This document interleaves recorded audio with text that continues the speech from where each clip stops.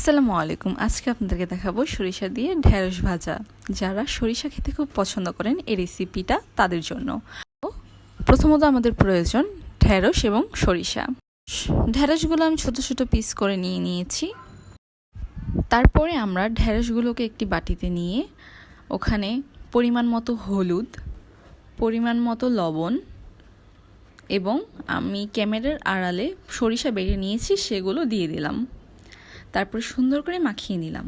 এরপরে প্যানে তেল গরম হতে দিয়ে দিলাম। তেলটি গরম হওয়ার পরে আমি এখানে বাটা মশলা দিয়ে দিয়েছি। তারপরে দিয়ে দিয়েছি মরিচ এবং পেঁয়াজ।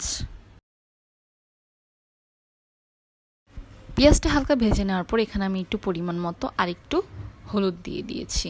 তারপরে ঢেঁড়সগুলো দিয়ে দিলাম। ঢেঁড়সগুলো দেওয়ার পরে ভালো করে ভেজে নিলাম। ভেজে নেওয়ার পরে আমি ঢাকনা দিয়ে কতক্ষণ ঢেকে রেখে দিয়েছি।